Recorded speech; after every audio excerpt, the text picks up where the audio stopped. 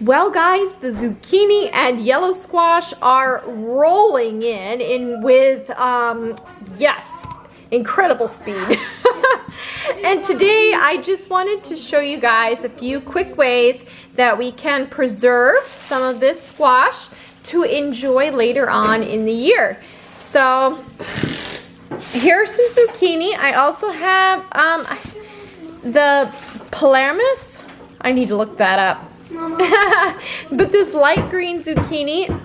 I also have this beautiful darker yellow squash. It's so pretty.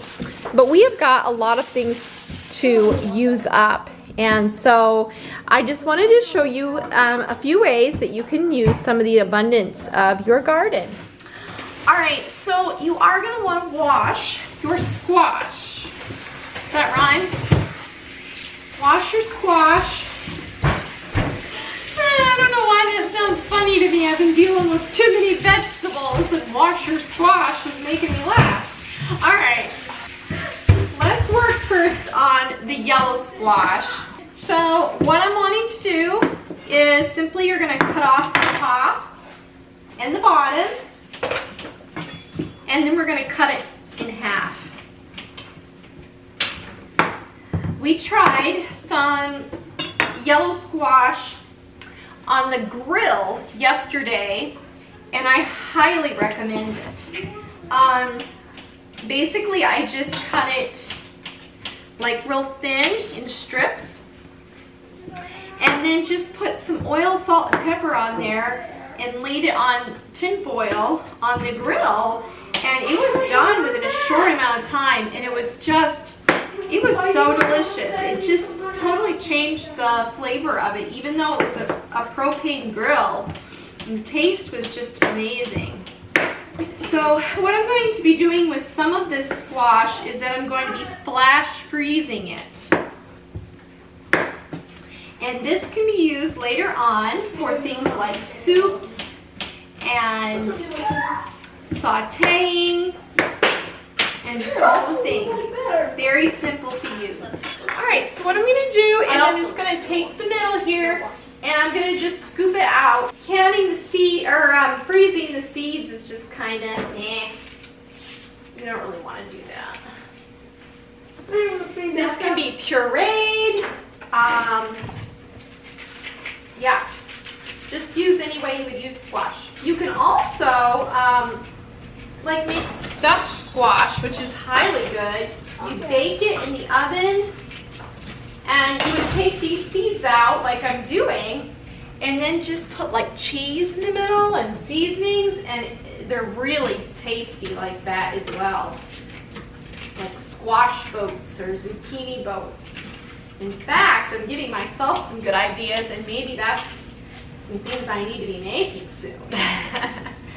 Yes!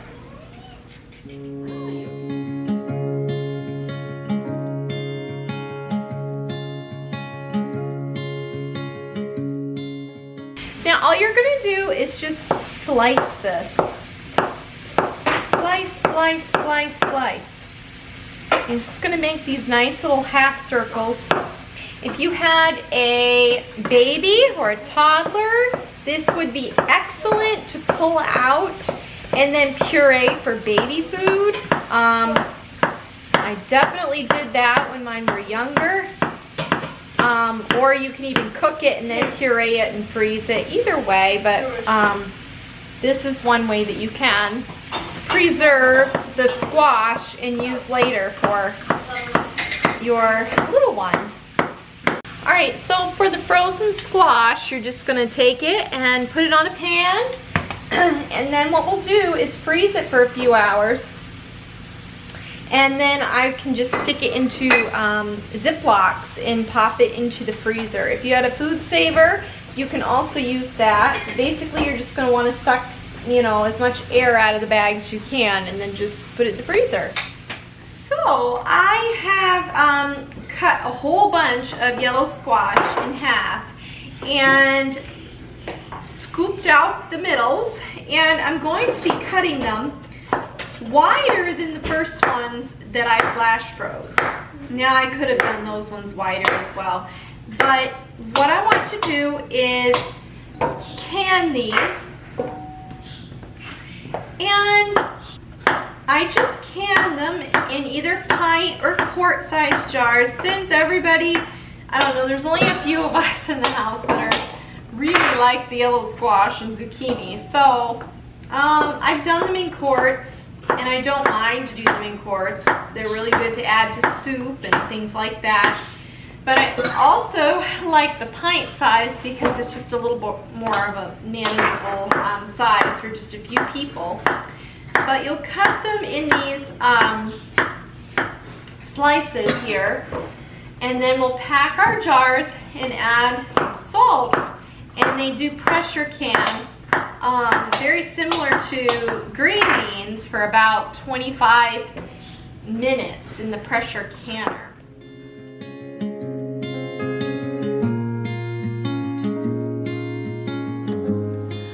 All right, well, I have a bowl filled with yellow squash, and I have a pot of water over on the stove that is probably approaching boiling. And what I'm gonna do is just sort of blanch these, get them all heated through, and then we'll be filling our jars with them.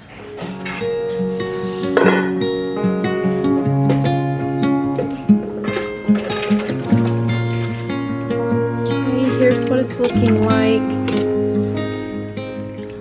Here we are. So we have our pot full of squash that has been heated through and just starting to soften, like just starting to soften. And we're going to be adding them, let's see, can we see? To our quart jars.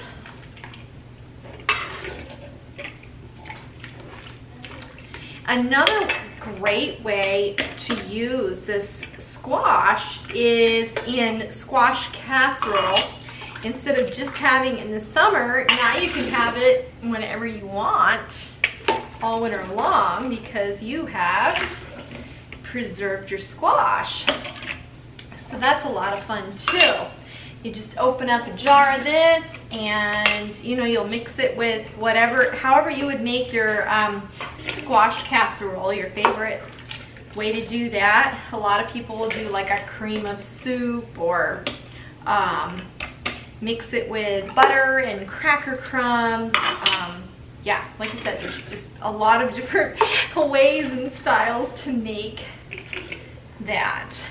But this is what I'm doing today, and I'm not going to do like gobs and gobs of canned squash for the winter. Like, it's just not what we need, right? But it is nice to have a few jars to have on hand, and I can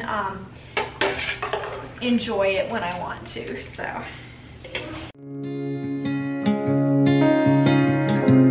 it's hot, hot, hot, hot.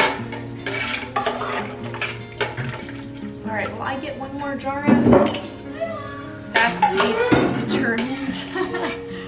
I don't know.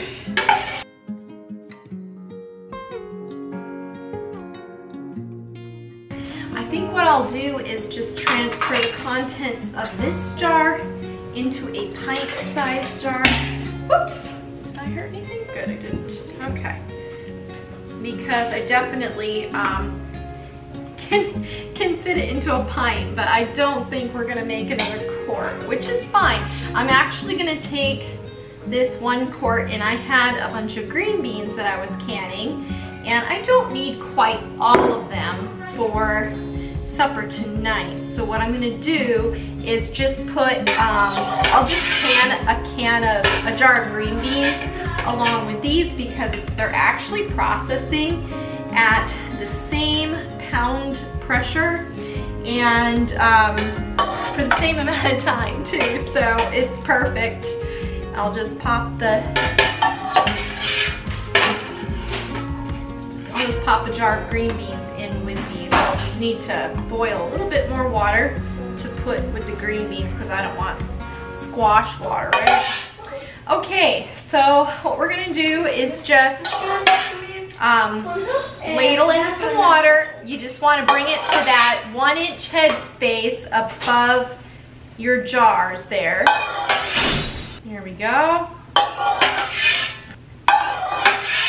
We're almost done. It's really simple.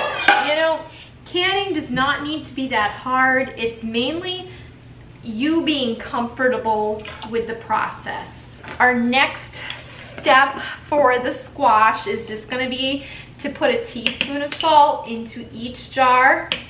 I'm using the Redmond's real salt. I get this in a 25-pound bag from Azure Standard, and it just works great for the canning season. And as is typical, we're going to just take a wet paper towel or rag, and you're just going to carefully wipe the rim of each of these jars. And I accidentally put a teaspoon of salt into this pint. Oops. It'll be okay, I'm sure. All right, I'm just gonna wipe the rims of these jars here.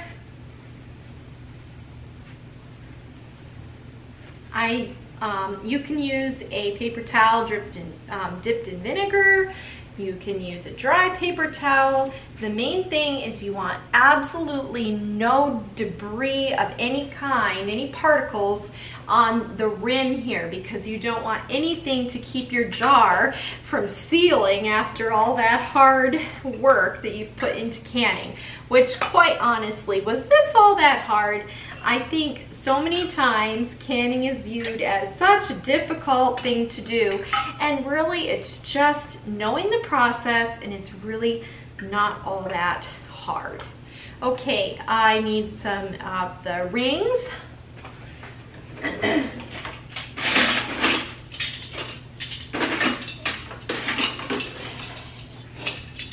And we will just be simply placing them on the jars and just making them nice and snug.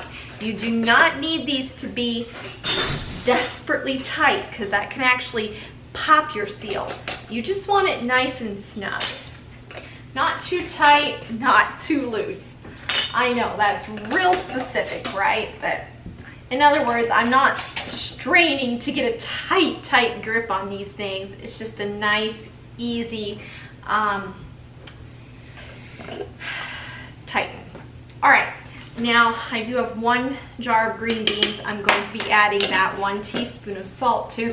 And if you'd like to see how to easily can green beans, adding a zinc tab to retain the color, I do have a video on how to can green beans, so I will try to link that in the cards above. And all I'm doing for this is just adding the hot water to the jar up to the rim, or up to the shoulder of the jar. And it'll be the same step, just wiping that rim, making sure it's very nice and clean and dry, no particles on there. Adding my lid, adding the ring, giving it a nice solid turn there. And now these beautiful jars of canning are ready to go into our pressure canner. Aren't they beautiful? I just think canning is such a gratifying adventure. So anyway, you're going to want about 1 inch worth of water in the bottom of your pressure canner. And then you're just going to add your jars in. Now the typical canner will hold 7 jars.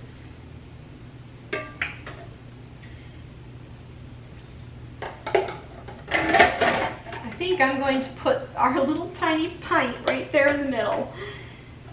7 jars. I usually will load my canner out on my canning stove so that I don't have to haul it, because it is heavy. All right. Now, like I said, I generally will load my canner out here so that it's not quite the hefty haul, but I just have this Camp Chef stove, and I got it either from Bass Pro or Gander Mountain just years ago. And it's hooked to a propane tank out here on my back porch. As you can see, my kitchen is right in here. It's very easy for me to just carry jars back and forth. I have another large Presto canner here, and it's cooling down from canning green beans. All right, I'm gonna go get, actually I have my lighter right here. So you just wanna make sure you have a lighter on hand, and we'll turn it to a medium heat, not a real blasting flame underneath there, it's just a medium heat. All right, so what we're gonna do is we're just gonna allow this to build up pressure. That top will pop up and our little rocker will start rocking back and forth. That means we are to pressure on this one. It does not have a pressure gauge. This one acts a little bit differently.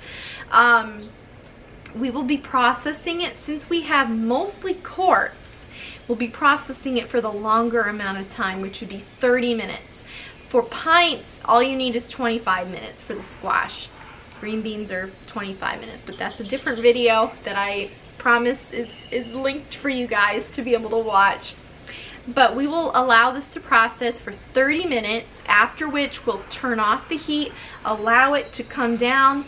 No air or no pressure left. That little button will just bloop, sink right back down, and then we can open up our lid. So that is where we're at right now. All right, so we have flash froze squash in little semicircles for use in soups and purees, baby foods, sauteing, right?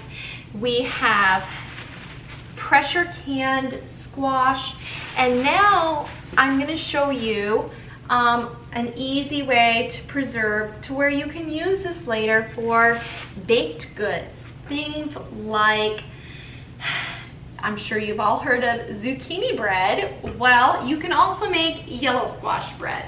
No joke, it's delicious, and often I like to preserve a smaller amount of yellow squash just to use for this purpose. So I'm going to be shredding this squash. So like we've been starting out with the others, we're just going to be cutting the tops and the bottoms off of our yellow squash, and then you can use a food processor, you can use a hand grater, you can use a salad shooter, doesn't matter, just one way or another, you're going to be getting these squash shredded. So I'm probably gonna need to cut these in halves or quarters. Oh man, I'm cutting them like this, and I'm remembering that years ago I used to make something called fish sticks using zucchini, and I would cut them into spears and we would bread them, and I think we'd use like Old Bay seasoning, and we would bake them, and let me tell you what, those were actually delicious. All right, here we go.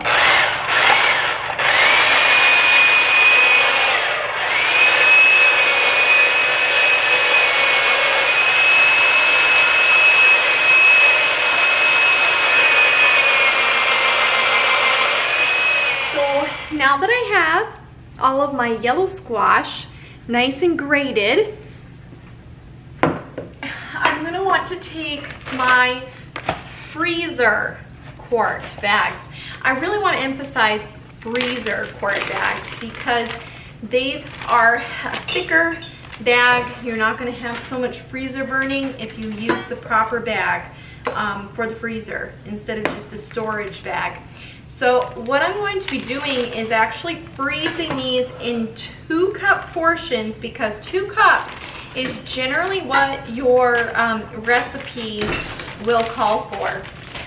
So I'm just going to squeeze out that air really well, and that honestly is all you need to do. Stick this in the freezer and freeze it, and whenever you want to make zucchini bread, or in this case yellow squash bread, or add this to a casserole, a meatloaf, there are so many ways to tuck this into so many different things. You could also make like empanadas, pierogies, you know, just these things that you would want to fill. You can add the yellow squash to your mixture, and it just adds a little more vitamin for you.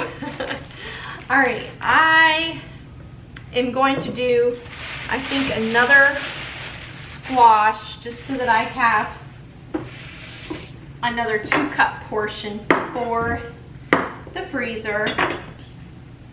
And what I will do is label these. I'll label them yellow squash 2 cups. That way I know for sure. There have been so many times where I was positive I would remember what something was, and yeah, case in point, I thought I was getting out mint tea concentrate from my freezer the other day, and I poured myself a nice drink of it after it had thawed out, and it was broth that I had frozen, and I had not marked it. Let me just tell you, broth tastes a lot different than mint tea. All right, let's see if that's enough for 2 cups here. I'm hopeful that it is. I think it is. It's really close if it's not. It'll be 2 cups once we've scraped out the bowl here. All right, just suck that air out, and there you go. So I don't do a lot of these. I don't make a ton of this kind of stuff, but I do like to have some on hand. Before I go out to get my flash frozen squash out of the freezer to put in bags, I just am having some delicious sauteed yellow squash, zucchini, and also onion from our garden. It's so good, so fresh. I think my daughter just put onion salt on here. I'm not sure. There might be some dried dill on here as well. But it's so delicious. I love a good garden fresh meal. I didn't eat lunch. It is 2 o'clock. I just wasn't hungry, but I'm feeling hungry now. And this is a great little pick-me-up. So here is our squash. It's all been flash frozen, and it is quite nice. If you'd like, you can also lay it on parchment paper, but honestly, it's coming right up just like that. So what we're gonna do is we're gonna bag it in portions into our freezer quart bags. All right, here's a 1 cup measure.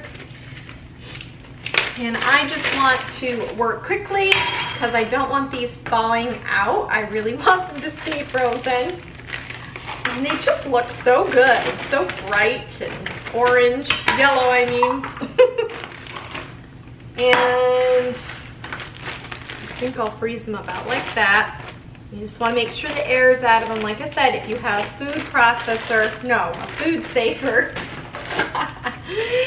then that's a really great way to suck all of the air out of your bags.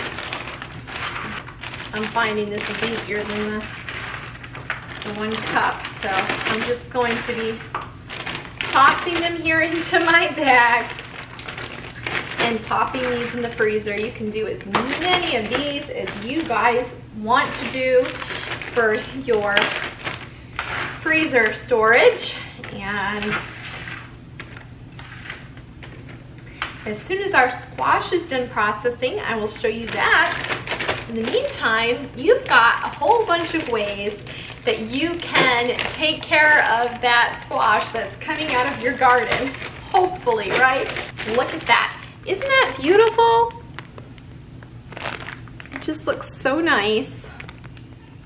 Oh, that was strange. I turned on my camera and it was black and white. I have never seen that happen before.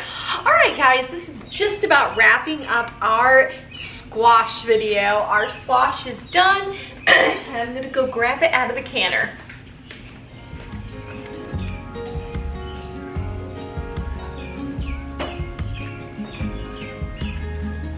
There it is. It looks beautiful, doesn't it?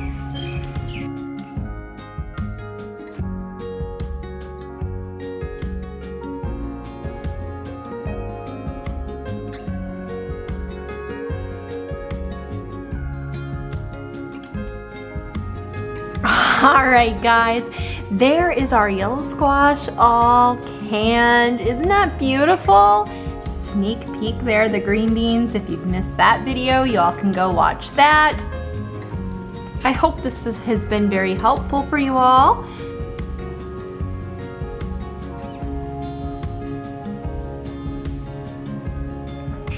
Well, I hope that you have enjoyed today's video and that you've gotten some great ideas and inspiration on what you can do with your yellow squash growing in your garden or from farmer's market over the summer months. So, as always, wishing you the Lord's blessings, and we'll see you all next time. Bye-bye.